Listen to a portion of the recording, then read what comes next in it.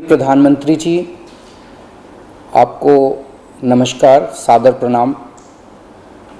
आज मैं बेहद व्यथित हूँ और मैं सीधे आपसे बात करना चाहता हूँ। अगर मुझसे कोई हिमाकत हो जाए, कोई भूल हो जाए तो मुझे माफ़ कर दीजिएगा। दिल्ली में अगले हफ्ते से घर घर राशन पहुँचाने का काम शुरू होने वाला था। मतलब अब एक गरीब आदमी को राशन की दुकान पे धक्के नहीं खाने पड़ते, बल्कि सरकार बढ़िया तरीके से अच्छे राशन पैक करके उसके घर भिजवाती। सारी तैयारी हो चुकी थी, टेंडर हो चुके थे, सारी तैयारी हो चुकी थी।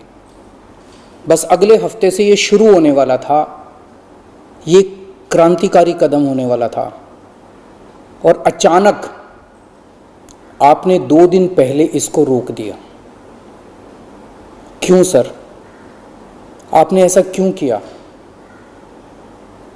पिछले 75 साल से इस देश की गरीब जनता राशन माफिया का शिकार होती आई है। पिछले 75 सालों से हर महीने फाइलों में जनता के नाम का राशन जारी होता है, पर उनको मिलता नहीं है।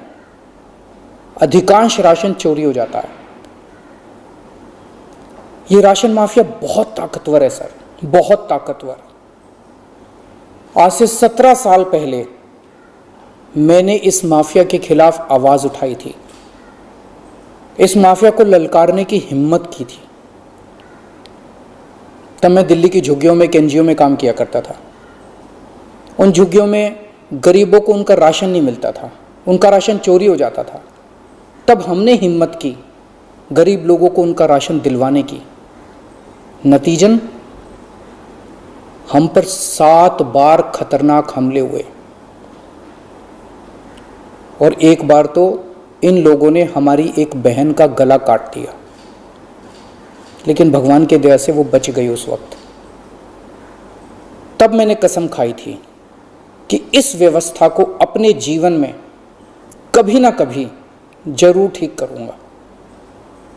तब तो दूर दूर तक सपने में भी नहीं सोचा था कि एक दिन दिल्ली का सीएम बन जाऊंगा। पर कहते हैं ना कि जब आप निस्वार्थ भाव से कोई संकल्प करते हैं तो ऊपर वाला भी अपने तरीके से आपका संकल्प पूरा करने में मदद करता है।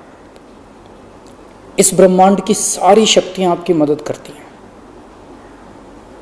इस राशन माफिया के तार बहुत ऊपर तक हैं सर। 75 साल में आज तक कोई सरकार इस माफिया को खत्म करने की हिम्मत नहीं कर पाई। दिल्ली में पहली बार एक सरकार आई है जिसने ये हिम्मत दिखाई है। अगर ये घर घर राशन व्यवस्था लागू हो जाती ना सर, ये राशन माफिया खत्म हो जाता। पर देखिए ये राशन माफिया कितना ताकतवर निकला। दिल्ली में ये योजना अगले हफ्ते से लागू होने वाली थी और 1 हफ्ता पहले इन्होंने इसको खारिज करवा दिया। आपने ये कह के हमारी स्कीम खारिज की है कि हमने केंद्र सरकार से इसकी अप्रूवल नहीं ली। ये गलत है सर। हमने एक बार नहीं, 5 बार आपकी अप्रूवल ली है। ये रही सारी चिट्ठियां। केंद्र सरकार को हमने इतने सारे खत लिख के बताया कि हम ये योजना दिल्ली में लागू करने जा रहे हैं। कानूनन हमें दिल्ली में ये स्कीम लागू करने के लिए केंद्र सरकार की कोई अप्रूवल लेने की जरूरत नहीं है। कानूनन इस स्कीम को लागू करने के लिए राज्य सरकार पूरी तरह से सक्षम है। लेकिन हम केंद्र सरकार के साथ किसी तरह का कोई विवाद नहीं चाहते थे, इसलिए हमने एक बार नहीं 5 बार आपका अप्रूवल लिया है सर। मार्च के महीने में हमारी योजना पे आपकी सरकार ने कुछ आपत्तियां लगाई, हमने आपके सारे ऑब्जेक्शन पूरे कर दिए। जैसे हमने इस योजना का नाम मुख्यमंत्री घर घर राशन योजना रखा था। आपने ऑब्जेक्शन लगाया कि हम इस योजना का नाम मुख्यमंत्री के नाम से नहीं रख सकते। हमारा मकसद अपना नाम चमकाने का नहीं था, हमारा एक ही मकसद था, किसी भी तरह से ये स्कीम लागू हो और गरीबों को उनका राशन मिलने लगे। हमने आपकी बात मान ली, हमने स्कीम से नाम ही हटा दिया, और भी आपने जितने ऑब्जेक्शंस किए हमने सारे मान लिए। इस सब के बावजूद भी आप कहते हो हमने आपकी अप्रूवल नहीं ली। और कैसे अप्रूवल लेते हैं सर? अब और कैसे अप्रूवल लें? इस सब के बाद भी आपने ये स्कीम खारिज कर दी, क्यों सर? लोग पूछ रहे हैं, अगर इस देश में पिज्जा की होम डिलीवरी हो सकती है, बर्गर की होम डिलीवरी हो सकती है, स्मार्टफोन और कपड़ों की भी होम डिलीवरी हो सकती है, तो फिर गरीबों के घरों में राशन की होम डिलीवरी क्यों नहीं होनी चाहिए? सारा देश जानना चाहता है आपने ये स्कीम खारिज क्यों की सर? आपने ये भी लिखा है कि चूंकि राशन दुकानदारों ने दिल्ली हाई कोर्ट में इस योजना के खिलाफ केस कर रखा है, इसलिए ये स्कीम खारिज की जा रही है। इस बात पे आप स्कीम कैसे खारिज कर सकते हैं? ये राशन दुकानदार इस योजना के खिलाफ हाई कोर्ट से स्टे लेने गए थे। हाई कोर्ट ने इन्हें स्टे देने से मना कर दिया। जब हाई कोर्ट ने इन्हें स्टे नहीं दिया, तो आपने इस स्कीम पे स्टे कैसे लगा दिया? आपको इन राशन वालों से इतनी हमदर्दी क्यों है? अगर आप राशन माफिया के साथ खड़े होंगे सर, तो इस देश के गरीब लोगों के साथ कौन खड़ा होगा? दिल्ली के उन 70 लाख गरीब लोगों का क्या होगा जिनका हर महीने ये राशन माफिया राशन चोरी कर लेता है? उन 20 लाख गरीब परिवारों की कौन सुनेगा? और एक बात, उस हाईकोर्ट के केस में केंद्र सरकार भी पार्टी है। कोर्ट में केंद्र सरकार ने अपना जवाब दाखिल किया है। क्या कहा है कोर्ट में केंद्र सरकार ने? केंद्र सरकार ने कोर्ट में हमारी इस योजना के खिलाफ एक भी आपत्ति नहीं की है। जब कोर्ट में आपको हमारी योजना के खिलाफ कोई आपत्ति नहीं है, तो फिर कोर्ट के बाहर अब इस योजना को खारिज क्यों किया जा रहा है? यह कोरोना का बहुत कठिन समय है। मैं कई ऐसे लोगों को जानता हूं जो कोरोना होने के डर से राशन लेने नहीं जाते।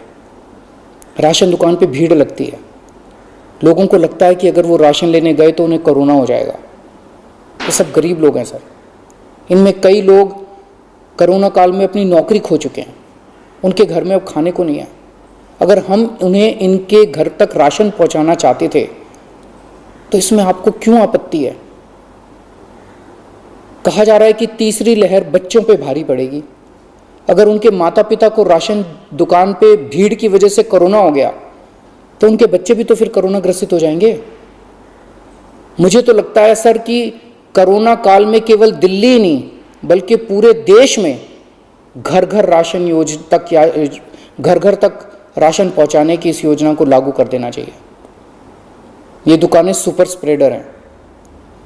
राशन की दुकानों पे लगने वाली भीड़ से बचा जा सकेगा। कितने ऐसे बुजुर्ग हैं सर जो राशन की दुकान से राशन लेने नहीं जा सकते? कितनी ऐसी गर्भवती महिलाएं हैं जो राशन की दुकान से राशन नहीं ला सकती? अगर हम उनके घर राशन पहुंचाना चाहते हैं तो इसमें क्या समस्या है? केंद्र सरकार के कुछ ऑफिसर कह रहे हैं कि इस स्कीम के खारिज होने का असली कारण यह है क्योंकि केंद्र सरकार का राशन है। यह योजना लागू करके दिल्ली सरकार को इसका श्रेय क्यों मिलना चाहिए? सर यकीन मानिए, यह काम मैं रत्ती भर भी क्रेडिट के लिए नहीं कर रहा। मेरा सिर्फ एक ही मकसद है, किसी भी तरह गरीबों को उनका पूरा राशन मिले। आप प्लीज मुझे यह लागू कर लेने दीजिए। सारा क्रेडिट आपका, सारा श्रेय आपका। मैं खुद सारी दुनिया से कहूंगा खड़ा होकर कि ये योजना मोदी जी ने लागू की है। और फिर ये राशन ना आपका है ना मेरा है। ये राशन ना आम आदमी पार्टी का है ना भाजपा का है। ये राशन तो इस देश के लोगों का है, और इस राशन की चोरी रोकने की जिम्मेदारी हम दोनों की है। इस वक्त देश बहुत भारी संकट से गुजर रहा है। ये वक्त एक दूसरे का हाथ पकड़ के मदद करने का है। ये वक्त एक दूसरे से झगड़ने का नहीं है। लोगों को लगने लगा है कितनी मुसीबत के समय भी केंद्र सरकार सबसे झगड़ रही है। आप ममता दीदी से झगड़ रहे हैं, झारखंड सरकार से झगड़ रहे हैं, आप लक्षद्वीप के लोगों से झगड़ रहे हैं, महाराष्ट्र सरकार से लड़ रहे हैं, दिल्ली के लोगों से लड़ रहे हैं, किसानों से लड़ रहे हैं। लोग इस बात से बहुत दुखी हैं सर कि केंद्र सरकार सबसे लड़ रही है। ऐसे देश कैसे चलेगा? आप हम सबसे क्यों लड़ रहे हैं? हम सब आपके ही हैं, हम सब भारतवासी हैं। ऐसे में हम सब आपस में लड़ेंगे तो कोरोना से कैसे जीतेंगे? हमें आपस में नहीं लड़ना, हम सबको मिलके कोरोना से लड़ना है।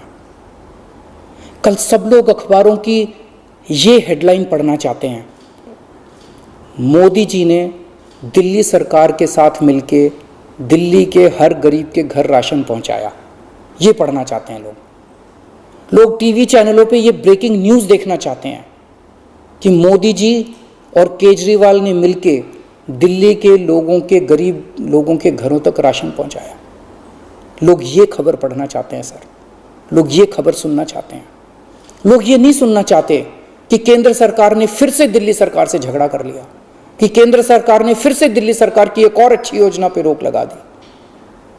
मैं हाथ जोड़ के दिल्ली के 70 लाख गरीब लोगों की ओर से आपसे विनती करता हूं, सर प्लीज इस योजना को मत रोकिए, ये राष्ट्रहित में है, इसे होने दीजिए।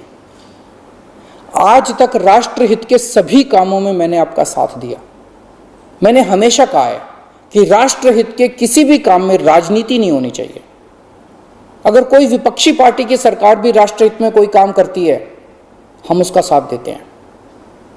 राष्ट्रहित के इस काम में आप भी हमारा साथ दीजिए सर।